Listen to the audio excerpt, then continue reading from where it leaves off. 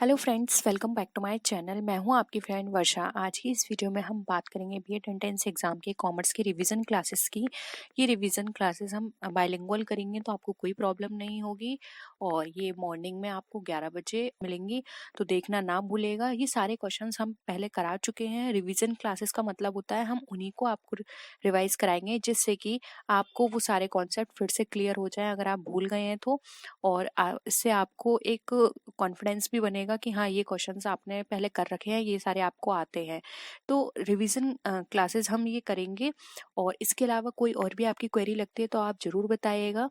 और आप मुझे मेरे चैनल पे फॉलो कर सकते हैं, आप मुझे सोशल मीडिया पे भी फॉलो कर सकते हैं और अपनी क्वेरी को वहाँ भी पूछ सकते हैं। तो चलिए वीडियो को स्टार्ट करते हैं। फर्स्ट क्वेश्चन है, निम्नलिखित में से कौन सा एक कार्य लेखांकन का नहीं है, यानी कि आपको बताना है इनमें से कौन सा फंक्शन जो है अकाउंटिंग का नहीं है। फर्स्ट, लाभ अधिकतमीकरण यानी कि प्रॉफिट मैक्सिमाइजेशन। वैधानिक आवश्यकताओं को पूरा करना जिसको बोलते हैं मीटिंग स्टैट्यूटरी रिक्वायरमेंट। मैंने हिंदी इंग्लिश दोनों में दिया है, ठीक है। व्यवसाय की संपत्तियों की रक्षा करना या फिर अभिलेखों को व्यवस्थित करना। तो अब आपको बताना है कि लेखांकन का क्या कार्य नहीं है। तो पहले तो आपको ये पता होगा कि लेखांकन क्या काम करता है। लेखांकन क्या करता है, जो भी हमारी लीगल रिक्वायरमेंट्स होती हैं उनको पूरा करता है। उनकी जो संपत्तियां होती हैं बिजनेस से रिलेटेड उनकी रक्षा करता है, यानी कि उनकी को सेफली रखता है, उनका रिकॉर्ड रखता है सारी चीज़ों का इजीली। और जो भी रिकॉर्ड के टाइम पर गलतियां हो जाती हैं, त्रुटियां जिसको हम एरर भी बोलते हैं, वो हो जाती हैं तो उनका पता लगाता है। और वो पता कहाँ से लगाएगा, वो लेजर की हेल्प से ट्रायल बैलेंस जिसको हम तलपट बोलते हैं वो बनाकर उसका पता लगाएगा कि कहाँ कहाँ पर एरर आ रही हैं, ठीक है। और लास्ट में यानी कि जो फाइनेंशियल ईयर एंड होगा, जो वित्तीय वर्ष हमारा खत्म होगा। देखिए फ्रेंड्स, मैं हिंदी इंग्लिश दोनों में यहाँ पे यूज कर रही हूँ क्योंकि दोनों ही तरह के हमारे स्टूडेंट होंगे, ठीक है। तो यहाँ पर क्या हुआ, जो कि हमारा फाइनल अकाउंट बनेंगे उसके उसके बेसिस पर जो फाइनेंशियल पोजीशन है वो पता करेगा। तो ये सारे कार्य हमारे लेखांकन यानी कि अकाउंटेंसी के होते हैं, अकाउंटिंग के होते हैं। जबकि यहाँ पे ये लाभ कमाना यानी कि प्रॉफिट मैक्सिमाइज करना लेखांकन का कार्य नहीं है। इसका काम है सिर्फ रिकॉर्ड करना, सही हो रहा है या नहीं ये पता लगाना, पोजीशन बताना सिर्फ। लेकिन लाभ को बढ़ाना इसका काम नहीं होता है। ये किसका काम होता है, ये होता है बिजनेस का। तो ऑप्शन ए यहाँ पे हमारा क्या हो जाएगा, राइट आंसर हो जाएगा। नेक्स्ट क्वेश्चन पे आते हैं। आधुनिक लेखांकन प्रणाली का जनक किसे माना जाता है, यानी कि कौन कंसिडर किया जाता है father of modern accounting system का। जे.आर. बॉटली बॉय, लुईस प्रथम को, लूकस पैसियोली को, या फिर फिलिप कॉटलर को। ये भी आपने बहुत बार पढ़ा होगा, बहुत बेसिक क्वेश्चन है और एग्जाम में बहुत पूछा जाता है। और अगर आपने इससे पहले मेरी और भी क्लासेस देखी हैं, बीकॉम की entrance exam, MCom entrance exam या फिर बीएड एंट्रेंस एग्जाम, उन सभी एग्जाम्स में मैंने आपको बताया है कि इस तरह के क्वेश्चंस हर एग्जाम में पूछे जाते हैं। कॉमर्स से रिलेटेड कोई भी एग्जाम हो, फिर चाहे किसी भी तरह का दे रहे हैं, ठीक है। तो देखिए यहाँ पे आ गया, इसका राइट आंसर होगा सी, लूकस पैसियोली। अब यहाँ पर आप इनकी कुछ चीजें और नोट कर लीजिए, जैसे कि लूकस पैसियोली जो है, इन्होंने 1494 में इटली के वेनिस नगर में, कितना 1494 में इटली के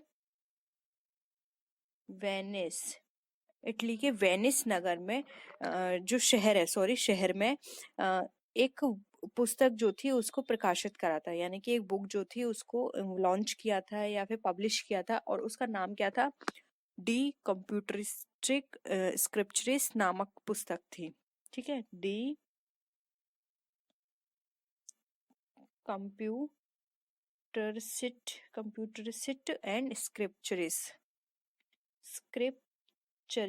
इस तरह की एक बुक थी। उसको यहाँ पे इन्होंने इसको क्या किया था, पब्लिश किया था। ये बुक भी बहुत पूछी जाती है, ये किसकी है, तो याद रखिए लूकस पैसियोली की है। कि टाइम पीरियड क्या था, 1494 था। और आधुनिक लेखांकन यानी कि जो मॉडर्न अकाउंटिंग सिस्टम है उसके फादर कहे जाते हैं लूकस पैसियोली। बस इतना आप याद रखिए, ये एग्जाम में बहुत पूछे जाते हैं। नेक्स्ट आते हैं, Institute of Cost and Work Accountants of India का प्रधान कार्यालय कहाँ स्थित है, यानी कि जो हमारे कॉस्ट एंड वर्क अकाउंटेंट है उसका हेड ऑफिस आपको बताना है। दिल्ली, मुंबई, चेन्नई या कोलकाता। इसमें कोई समझाने वाली बात नहीं है, डायरेक्ट मैं आपको बता देती हूँ। इसका जो हेडक्वार्टर है वो हमारा कोलकाता में है। और देखिए इसकी इस्टेब्लिशमेंट देख लीजिए, इसका इस्टेब्लिशमेंट हुआ था 28 मई 1959 में इसका इस्टेब्लिशमेंट हुआ था। ठीक है, तो ऑप्शन डी यहाँ पे हमारा राइट आंसर है। नेक्स्ट क्वेश्चन पे आते हैं, लेखांकन का प्रमुख कार्य क्या है, यानी कि main function of accounting is.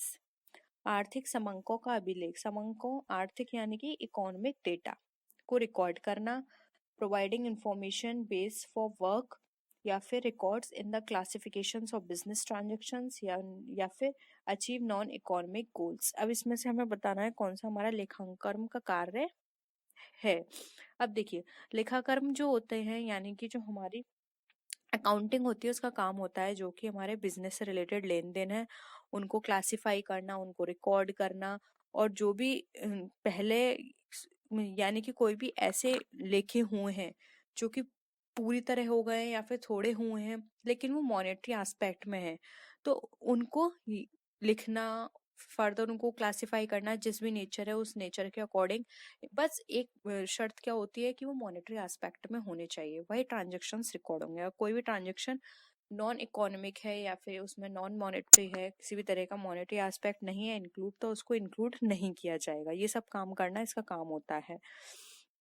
तो देखिए यहाँ पर हमें बताना है प्रमुख कार्य, तो प्रमुख कार्य होता है रिकॉर्ड करना फिर उसको क्लासिफाई करना। ठीक है, तो ऑप्शन सी यहाँ पे राइट आंसर हो जाए, जबकि रिकॉर्ड करना इकोनॉमिक ये तो है लेकिन प्रमुख नहीं है। Providing information based for work ये भी इसका काम है लेकिन ये मेन नहीं है। गैर आर्थिक लक्ष्यों को प्राप्त करना, ये non econ achieve non economic goals ये भी हो सकता है। अब देखिए यहाँ पर लेकिन प्रमुख कार्य पूछा है तो प्रमुख कार्य में ये आएगा क्योंकि मेन इसका काम होता है जो भी ट्रांजेक्शन्स हो रहे हैं उनको रिकॉर्ड करना, और रिकॉर्ड किसके बेसिस पर करेंगे, क्लासिफिकेशन के बेसिस पर क्लासिफाई करेंगे उसको। ठीक है, तो ऑप्शन सी यहाँ पे हमारा राइट आंसर है। आई होप ये आपको क्वेश्चन क्लियर होगा। नेक्स्ट क्वेश्चन पे आते हैं, निम्नलिखित में से किस का उद्देश्य जिम्मा लेना है। जिम्मा का मतलब यहाँ पर है रेस्पॉन्सिबिलिटी। यहाँ पर देखिए ऑब्जेक्टिविटी ऑफ टास्क है, ये नहीं होगा, ये है which of the following is the response objective of responsibility, यानी कि जो रेस्पॉन्सिबिलिटी है उसका उद्देश्य क्या होता है, कौन उठाता है पूरी जिम्मेदारी। प्रमाणिकता यानी कि ऑथेंटिसिटी होना उसकी जिम्मेदारी होती है। दर्ज राशि की शुद्धता देखना होता है जिम्मेदारी लेना। स्वामित्व की, या फिर इनमें से कोई नहीं। तो देखिए यहाँ पर जब अगर हम कोई भी बिजनेस की बात करते हैं तो उसकी बिजनेस की सक्सेस की, प्रॉफिट की, लॉस की, ये पूरी जिम्मेदारी किसकी होती है, ये जिम्मेदारी होती है जो बिजनेस जिसने वो चालू किया है, यानी कि जो भी उस बिजनेस को चला रहा है उसका ओनर है या जिसके पास उसकी ओनरशिप है। ठीक है, तो उस बिजनेस में जो भी लॉस होगा, जो भी प्रॉफिट होगा, किसी भी तरह की प्रॉब्लम आएगी, वो सारी फेस कौन करेगा, उसका ओनर या फिर जिसके पास ओनरशिप है। तो उसके अकॉर्डिंग जो उद्देश्य जिम्मा लेना है वो किसका हो जाएगा, वो ओनरशिप के ऊपर चला जाएगा। इसलिए यहाँ पे ऑप्शन सी हमारा राइट आंसर हो जाएगा, स्वामित्व यानी कि ओनरशिप। ठीक है, नेक्स्ट है, एक विक्रेता अपने 2000 रुपये है, ठीक है, 2000 रुपए के माल को 800 रुपए, ये भी रुपए लिख लीजिएगा। एक विक्रेता अपने 2000 रुपए के माल को 800 रुपए में क्रेता को देता है, यानी कि जो भी उसका परचेजर है उसको दे रहा है।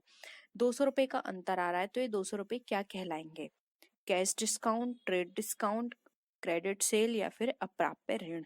तो देखिए यहाँ पर हम बात करें तो यहाँ पर एक जो सेलर है वो 2000 रुपए का माल जो है वो 1800 रुपए में यानी बेच रहा है एक परचेजर को, जो भी परचेजर है, और 200 रुपए का अंतर रख रहा है।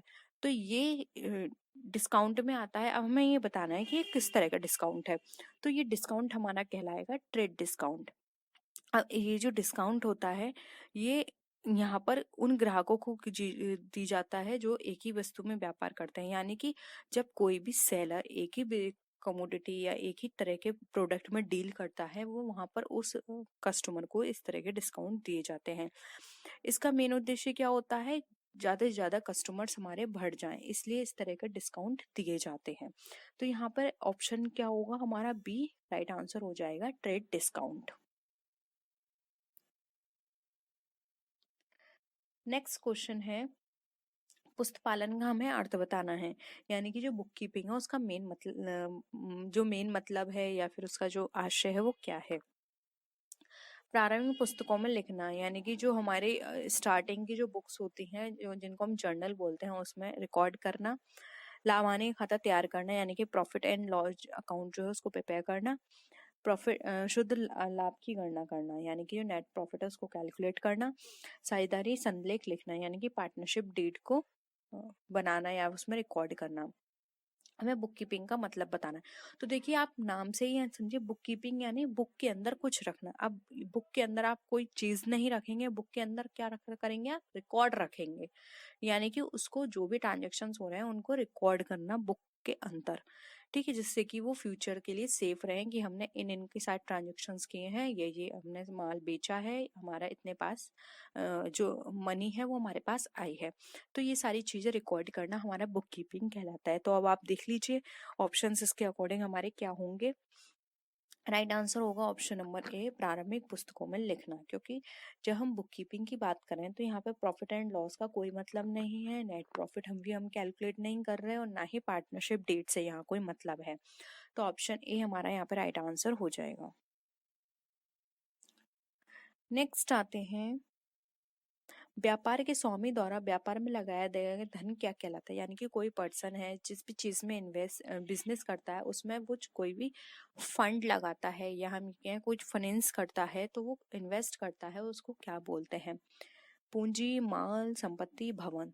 तो देखिए, कोई भी पर्सन अपने जो भी बिजनेस कर रहा है उसमें वो कोई धन लगा रहा है जिसको हम बोलते हैं मनी या फिर फाइनेंस या इन्वेस्ट कर रहा है, उसको बोला जाता है यहाँ पर पूंजी, ठीक है। तो ऑप्शन ए राइट आंसर है। अब माल की बात करें तो माल, अब हमारे पास कोई भी व्यक्ति है, ठीक है, या फिर आप कुछ हाउस लेडी को ले लीजिए एग्जाम्पल में।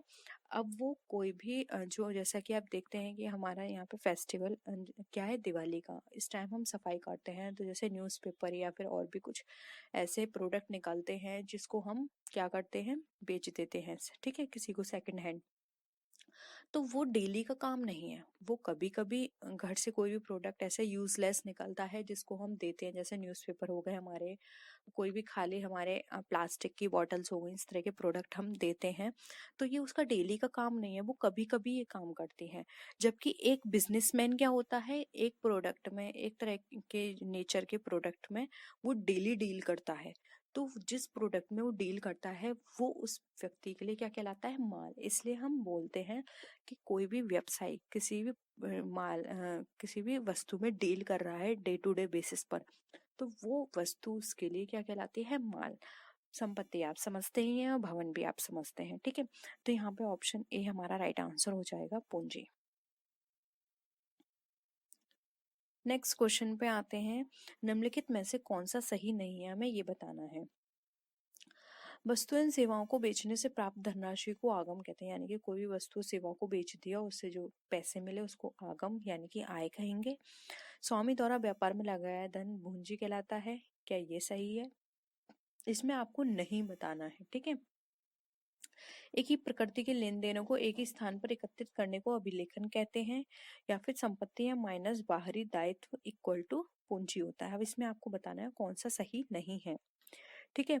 तो देखिए, यहाँ पर अगर हम बात करें स्टार्टिंग से, तो वस्तु फर्स्ट हम देख लेते हैं, वस्तु एवं सेवाओं को बेचने से प्राप्त धनराशि को आगम कहते हैं, तो ये बिल्कुल सही है। हम कोई भी वस्तु बेचते हैं या फिर उसके बदले में हम कोई भी किसी को अपनी सर्विस दे रहे हैं और उसके बदले में, सर्विस देने के बदले में हम उससे कुछ मनी ले रहे हैं, तो हमारे लिए आय है। तो ये फर्स्ट तो हमारा करेक्ट है। सेकेंड है, स्वामी द्वारा व्यापार में लगाया धन पूंजी कहलाता है, ये मैंने अभी आपको बताया था, तो ये भी हमारा करेक्ट है। थर्ड को अभी हम देखते हैं, पहला लास्ट देख लेते हैं। तो देखिए, संपत्ति में जब हम बाहरी दायित्व यानी कि एक्सटर्नल जो भी हमारी लायबिलिटीज हैं वो हम माइनस करेंगे तो हमारा पूंजी निकलेगा, यस ये भी करेक्ट है। तो यानी कि गलत क्या हो जाएगा हमारा, ये एक ही प्रकृति के लेन देन को एक ही स्थान पर एकत्रित करने को अभिलेखन नहीं कहते, उसको क्या कहते हैं, खाता बही। खाता बही में हम एक ही प्रकृति के लेन देन को एक ही जगह इकट्ठा रखते हैं, जिसको हम लेजर भी बोलते हैं, ठीक है। तो ऑप्शन सी क्या हो जाएगा, यहाँ पे हमारा राइट आंसर हो जाएगा। नेक्स्ट क्वेश्चन है, व्यावसायिक व्यवहारों के परिणाम स्वरूप मालिक की पूंजी में जिन मदों की वृद्धि होती है वह कहलाती है। यानी कि कोई भी ऐसे आइटम्स है उनकी वो इंक्रीज हो रहे हैं ओनर्स की कैपिटल में, जब वो बिजनेस डील करता है तो उसको हम क्या कहते हैं, व्यय आय आहरण पूंजी। ठीक है, तो देखिए अगर कोई भी पर्सन किसी भी प्रोडक्ट में डील कर रहा है और वहां पे उसके जो ओनर की कैपिटल है उसमें इंक्रीमेंट हो रहा है तो वो हम कहलाते हैं यहाँ पर हमारी आय। क्योंकि देखिए अगर जो आय होती है सिर्फ उसी को हम कैपिटल के अंदर क्या करते हैं, इंक्लूड करते हैं, यानी कि उसको ऐड करते हैं, जबकि हमारे जो व्यय होते हैं उसमें क्या हो जाता है, हमारे लेस हो जाते हैं, आहरण भी लेस हो जाते हैं, और पूंजी तो हम कर ही नहीं सकते क्योंकि पूंजी में पूंजी कैसे इंक्लूड करेंगे जिससे हमारी पूंजी इंक्रीज हो। ठीक है, तो यहाँ पे ये कट गया, ये कट गया, ये कट गया, तो ऑप्शन बी यहाँ पे हमारा राइट आंसर हो जाएगा आय।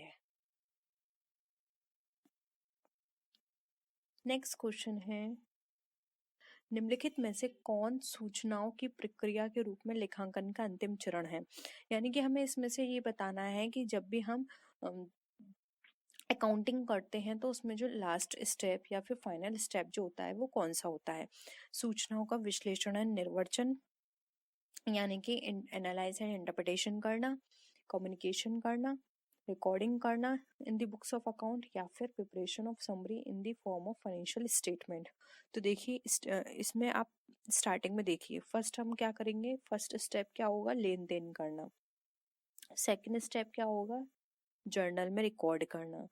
थर्ड क्या होगा, लेजर आ जाएगा। फोर्थ क्या होगा, हम बैलेंस निकालेंगे। फिफ्थ क्या होगा, ट्रायल बैलेंस बनाएंगे। अब यहाँ पे 6 में आपको यहाँ बता देती हूँ, 6 पॉइंट क्या होगा, ट्रायल बैलेंस के बाद क्या आता है, P&L एंड वो ट्रेडिंग एंड P&L अकाउंट बनाएंगे। ठीक है, 7 क्या होगा, 7 फाइनल अकाउंट बनाएंगे। फाइनल अकाउंट के बाद क्या बनाएंगे, फाइनल अकाउंट के बाद आएंगे हम P&L एप्रोप्रिएशन अकाउंट। फिर इसके बाद क्या करेंगे, जो भी हमारी सूचनाएं निकली हैं, जो भी हमें इंफॉर्मेशन मिली है उससे हम एनालिसिस एंड इंटरप्रिटेशन करेंगे। उसके बाद जो भी इंफॉर्मेशन एनालिसिस इंटरप्रिटेशन से आएगी उसको हम फर्दर कम्युनिकेट करेंगे, और इसके बाद क्या होगा, फाइनल रिजल्ट निकालेंगे। ठीक है, तो यहाँ पर इसके अकॉर्डिंग हमारा जो राइट आंसर होगा वो होगा यहाँ पे ऑप्शन नंबर, सूचनाओं की प्रक्रिया के आधार पर देखें तो देखिए इसमें राइट जो आंसर होगा वो होगा ऑप्शन नंबर 2, जो कि हमारा सूचनाओं का संप्रेषण करना, ये हमारा फाइनल आंसर होगा। तो ऑप्शन बी यहाँ पे हमारा राइट आंसर हो जाएगा। तो देखिए अभी एक और क्वेश्चन रह गया। ठीक है, ये हमारा लास्ट क्वेश्चन है, चार्टर्ड अकाउंटेंट होते हैं।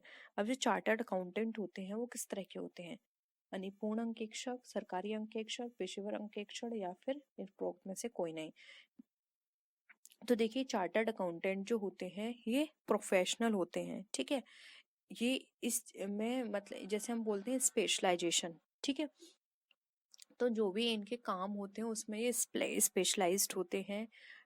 ये एक अपने जो इंस्टीट्यूट होते हैं इनके, वहाँ से ये सर्टिफाइड होते हैं, वहाँ से ये डिग्री लेकर पूरे अपनी पूरे प्रोसेसिंग के साथ ये इस चीज इस फील्ड में एक्सपर्ट बनते हैं, जिनको हम प्रोफेशनल ऑडिटर्स बोलते हैं। तो यहाँ पे ऑप्शन सी जो है वो हमारा राइट आंसर हो जाएगा। तो फ्रेंड्स ये थी आज की वीडियो। आई होप आपको आज के क्वेश्चंस पसंद आए होंगे। अगर वीडियो पसंद आए तो वीडियो को लाइक कीजिए, अपने फ्रेंड्स के साथ शेयर कीजिए, और किसी भी तरह की कोई भी क्वेरी हो या आप सजेशन देना चाहते हैं तो आप नीचे कमेंट सेक्शन में लिख सकते हैं। तो फ्रेंड्स नेक्स्ट वीडियो में हम फिर मिलते हैं और भी अच्छी वीडियोज के साथ, तब तक के लिए बाय बाय।